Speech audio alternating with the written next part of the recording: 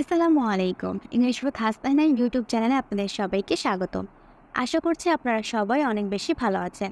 আজকের ক্লাসে আমরা খুব সুন্দর একটা ইংলিশ স্টোরিকে বাংলায় ট্রান্সলেট করব এবং বিভিন্ন গ্রামাটিক্যাল নিয়ম, ওয়ার্ড মিনিংয়ের মানে বলবো যাতে আপনারা খুব সহজেই ইংরেজি লিখতে, বলতে, পড়তে এবং বুঝতে পারেন। যারা আমার এই ইউটিউব চ্যানেলে নতুন আছেন, আমার চ্যানেলটিকে সাবস্ক্রাইব করে দিন, লাইক কমেন্ট শেয়ার করে সাথেই থাকবেন যাতে আমার সমস্ত ভিডিওগুলো সবার আগে আপনারা পেয়ে যান এবং দ্রুত ইংরেজি শিখতে পারেন। চলুন তাহলে আজকের ভিডিওটি শুরু করি। এ ওয়াইজ জাজ। এ মানে হচ্ছে একজন বা একটি, যেহেতু আমরা এখানে একটা ব্যক্তির কথা বলছি তার মানে হয়ে যাবে যে একজন। ওয়াইজ, ওয়াইজ মানে হচ্ছে জ্ঞানী। এটাকে আমরা জেডের মতো উচ্চারণ করবো এসকে, তাহলে এটা উচ্চারণ হবে ওয়াইজ। ওকে, এ ওয়াইজ জাজ। জাজ মানে হচ্ছে বিচারক, একজন জ্ঞানী বিচারক। ওকে, এ মানে একজন, একজন, ওয়াইজ মানে জ্ঞানী, আর জাজ মানে হচ্ছে বিচারক। ওকে, বিচারক। এ ওয়াইজ জাজ, একজন জ্ঞানী বিচারক। Golden jewellery. গোল্ডেন মানে হচ্ছে সোনার, সোনার। জুয়েলারি, জুয়েলারি মানে হচ্ছে গহনা। ওকে, গহনা। Golden jewellery was missing. Was missing মানে হচ্ছে হারিয়ে গেছে। ওকে, হারিয়ে, হারিয়ে গেছে। Was missing. এখানে দেখেন ওয়াজ এর পর এটা হচ্ছে একটা ভার্ব, তার সাথে আইএনজি যুক্ত আছে। ওয়াজ ওয়ারের পরে যদি ভার্বের সাথে আইএনজি যুক্ত থাকে তাহলে সেটা হয়ে যায় পাস্ট কন্টিনিউয়াস টেন্স, মানে ওয়াজ মিসিং হারিয়ে গেছে বা গিয়েছিল। ফ্রম, ফ্রম মানে হচ্ছে থেকে। একজন আমাকে কমেন্ট করে বলেছিলেন বাংলা লেখার সময় নাকি আমি মাত্রা ঠিক রাখি না। একটা জিনিস ফলো করবেন, যখন আমি বুঝাই, বোঝানোর সময় কিন্তু আমি এখানে একটা মার্ক করে দিই যাতে আপনারা সে ওয়ার্ডটা ভালো করে কেয়ারফুলি দেখেন এবং বুঝেন। তারপরে কিন্তু আমি বাংলা লিখি, যার কারণে তার উপরে আমি, আপনারা মনে করেন যে আমি মাত্রা দিয়েছি, বাট ব্যাপারটা আসলে ওরকম না। আপনারা একটু ম্যানেজ করে নেবেন, এটা আপনাদের সুবিধার্থে আমি এরকম করে লিখি। ওকে, এ মানে হচ্ছে একজন। ওয়েলদি, ওয়েলদি মানে হচ্ছে ধনী।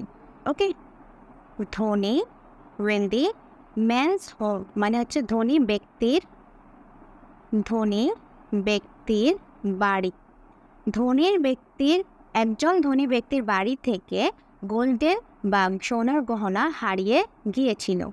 এখানে দেখেন কি বলা হয়েছে, মেন্স হোম মানে হচ্ছে ব্যক্তির বাড়ি। দেয়া ওয়া মানে দেয়া ওয়ে। আমরা যখন বুঝাই যে কোনো জায়গায় কোনো কিছু ছিল বা কোনো ব্যক্তি ছিল, সেক্ষেত্রে কিন্তু আমরা এই দেয়ারকে একটা সাবজেক্ট আকারে ব্যবহার করি। দেয়ার ওয়া মানে ছিল, সেখানে ছিল। ওয়া মানে ছিল।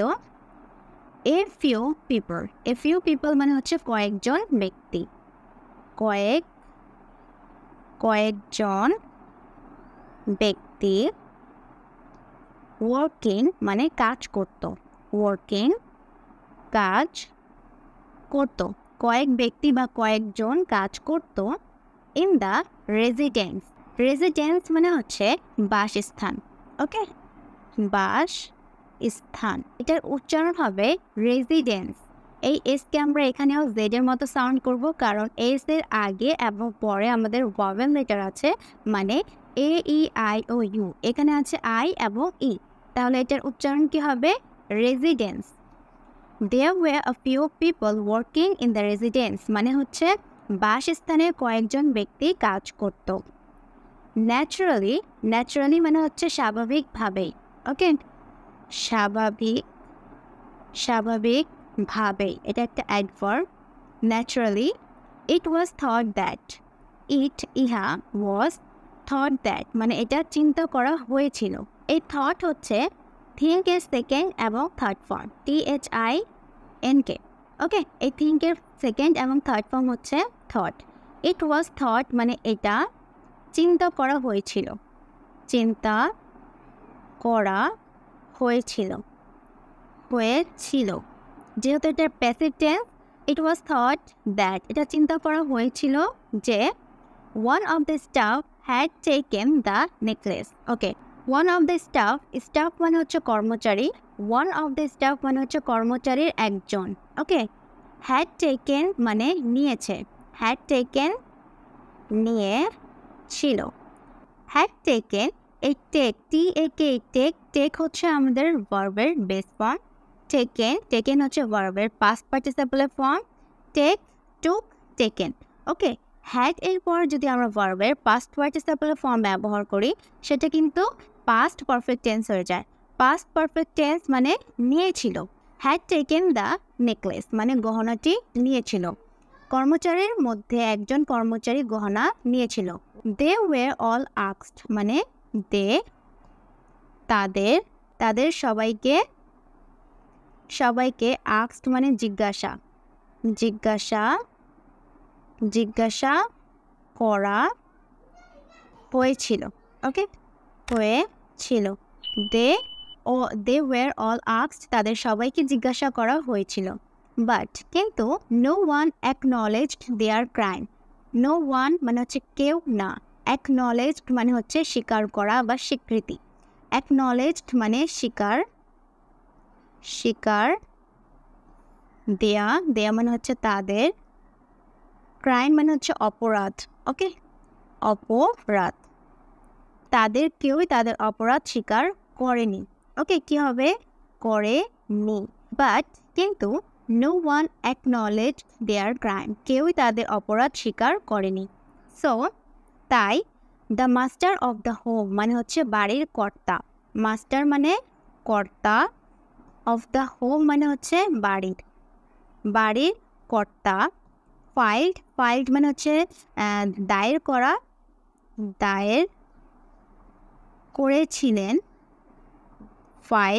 করেছিলেন একটি কমপ্লেন্ট মানে অভিযোগ। ওকে, একটি অভিযোগ কমপ্লেন করেছিলেন উইথ দ্য জাজ মানে হচ্ছে বিচারকের কাছে। All the staff were called before the court. Okay, all the staff মানে হচ্ছে সব কর্মচারীদেরকে, ওয়ার কল্ড মানে ডাকা হয়েছিল।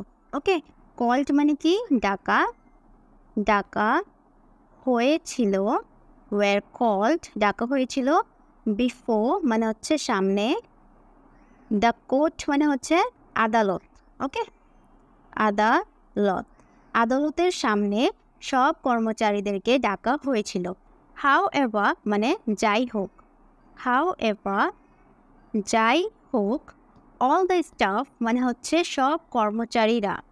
ডিসপিউটেড মানে হচ্ছে বিরোধিতা করা। ওকে, বিরোধিতা করলো। দ্য ক্লেম মানে হচ্ছে দাবিগুলো কি করলো? বিরোধিতা করলো। ডিসপিউট মানে হচ্ছে বিতর্ক করা অথবা বিরোধিতা করা। দ্য জাজ বিচারক দেন তারপর ডিভাইসড এ প্ল্যান মানে একটি প্ল্যান বা পরিকল্পনা তৈরি করলেন।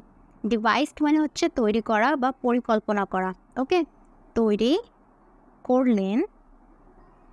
একটি প্ল্যান মানে হচ্ছে পরিকল্পনা, একটি পরিকল্পনা তৈরি করলেন। এখানে দেখেন এটার উচ্চারণে কিন্তু এই এসকে আমরা জেডের মতো সাউন্ড করব, ডিভাইসড, কারণ এস এর আগে এবং পরে দুটোই vowel letter. He handed each of them a stick of the same length and instructed them to bring it to the court next day. ওকে, তিনি, এখানে কার কথা বলা হচ্ছে? বিচারক। ওকে, হ্যান্ডেড মানে হচ্ছে হস্তান্তর করা, মানে এক হাত থেকে আর এক হাতে আমরা যখন কিছু দিই তখন কিন্তু এই হ্যান্ডকে আমরা ভার্ব আকারে ব্যবহার করি। হ্যান্ডকে যখন আমরা নাউন আকারে ব্যবহার করি তখন তার মানে হয় হাত, এবং যখন হ্যান্ডকে আমরা একটা ভার্ব আকারে ব্যবহার করি তখন তার মানে হয়ে যায় যে এক হাত থেকে অন্য হাতে কোনো কিছু দেওয়া। তাহলে তিনি কি করলেন? দিলেন। ইচ অফ দ্যাম মানে তাদের প্রত্যেককে দিলেন। এ স্টিক মানে একটি লাঠি। অফ দ্য সেম লেন্থ মানে হচ্ছে একই, সেম মানে একই, লেন্থ মানে হচ্ছে দৈর্ঘ্য, একই দৈর্ঘ্যের একটি লাঠি তাদের প্রত্যেককে দিলেন। অ্যান্ড ইনস্ট্রাক্টেড মানে নির্দেশ দিলেন। ওকে, নির্দেশ করলেন বা দিলেন। দেম তাদেরকে। টু ব্রিং ইট মানে হচ্ছে আনতে। ওকে, আনতে। ব্রিং মানে হচ্ছে কোনো কিছু আনা। BRING, ব্রিং, এটা কিন্তু ভার্বের সাথে ING যুক্ত ফর্ম না। এই ব্রিং হচ্ছে একটা মেইন ভার্ব, এটা কিন্তু বেস ফর্ম। হ্যাঁ, ব্রিং মানে হচ্ছে কোনো কিছু আনা, টু ব্রিং আনতে, ইট মানে ইহাকে, টু কোর্ট মানে হচ্ছে আদালতে আনতে, দ্য নেক্সট ডে মানে হচ্ছে পরের দিন। দ্য জুয়েলারি উড সি মানে দেখবে। এখানে উড ফিউচার আকারে ব্যবহার করা হয়েছে। উড আমরা তখন ব্যবহার করি যখন আমরা পাস্টে ফিউচারের কথা চিন্তা করি। ওকে, উড সি দেখবে, হিস মানে তার, স্টিক মানে লাঠি, তার লাঠি, গ্রো অ্যান ইঞ্চ মানে 1 ইঞ্চ বেড়ে যাবে। গ্রো মানে কি? বেড়ে যাওয়া, তাহলে বেড়ে যাবে, বেড়ে যাবে। ওকে, একটু তাহলে আমরা স্টোরিতে কি বুঝলাম?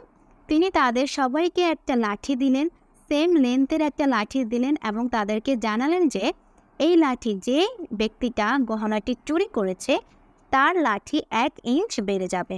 ওকে, ওয়েন যখন দে কেম হোম মানে বাড়িতে আসলো, মানে সব স্টাফরা যখন বাড়িতে আসলো, কেম আসলো, দে তারা, লেফট মানে ছেড়ে দিল, ছেড়ে দিল। লেফট কিন্তু LEAVE, লিভের সেকেন্ড ফর্ম, লিভ লেফট, দেয়া তাদের, স্টিক্স লাঠি, অ্যাজ দে ওয়্যার মানে লাঠিগুলো যেভাবে ছিল সেভাবে তারা ছেড়ে দিল। হাউ এভার যাই হোক, দ্য স্টাফ মানে হচ্ছে কর্মচারীটি, হু টুক মানে যে, টুক মানে নিয়েছিল, নিয়েছিল। এই টুক কিন্তু টেকের সেকেন্ড ফর্ম। ওকে, টেকের সেকেন্ড ফর্ম, আর এটার থার্ড ফর্ম হচ্ছে taken, take, taken, take, took, taken. The staff who took the stick reduced মানে reduced it by 1 inch. Reduced মানে হচ্ছে হ্রাস করা বা কমিয়ে আনা। ওকে, তাহলে কমিয়ে আনলো বা কমিয়ে দিল, কমিয়ে দিল। ইট ইহা বাই 1 ইঞ্চ মানে 1 ইঞ্চ। ওকে, 1 ইঞ্চে কী করলো? কমিয়ে দিল যেই গহনাটি চুরি করেছিল। দ্য নেক্সট ডে মানে হচ্ছে পরের দিন। ওয়েন যখন, এভরিওয়ান প্রেজেন্টেড দেয়ার স্টিক্স মানে এভরিওয়ান মানে সবাই, যখন সবাই তাদের লাঠিগুলো, প্রেজেন্টেড মানে যখন তাদের লাঠিগুলো উপস্থাপন করলো। ওকে, ইট ওয়াজ ডিসকভার্ড মানে উদ্ঘাটন করা। ওকে, উদ্ঘাটন, এটা উদ্ঘাটন করা হয়েছিল, দ্যাট যে, 1 was an inch short মানে একটি লাঠি, 1 was মানে একটি, was ছিল, an 1 ইঞ্চ, শর্ট মানে ছোট, একটা লাঠি 1 ইঞ্চ শর্ট মানে ছোট ছিল। সবাই তারা কি উদ্ঘাটন করলো? যে যখন সবাই তাদের লাঠিগুলোকে প্রেজেন্ট করলো মানে উপস্থাপন করলো, তখন তাদের মধ্যে এক লাঠি 1 ইঞ্চ ছোট ছিল। ওকে, দ্য থিফ মানে চোরটিকে, দ্য চোর, থিফ মানে কি? চোর। ওকে, দ্য থিফ মানে চোরটি, the thief was eventually caught and punished মানে হচ্ছে চোরটিকে অবশেষে ধরা পড়লো এবং শাস্তি দেওয়া হলো। অবশেষে, eventually মানে হচ্ছে অবশেষে, এই caught কিন্তু ক্যাচের সেকেন্ড ফর্ম মানে ধরা পড়লো, and punished মানে শাস্তি দেওয়া হলো। এই সুন্দর স্টোরির একটা মোরাল লেসন হচ্ছে যে, দ্য ট্রুথ মানে সত্য, ইজ অলওয়েজ মানে সর্বদা, ডিসক্লোজড মানে সত্য সবসময় প্রকাশ করা হয়, সত্যকে সবসময় প্রকাশ করা হয়। The truth is always disclosed.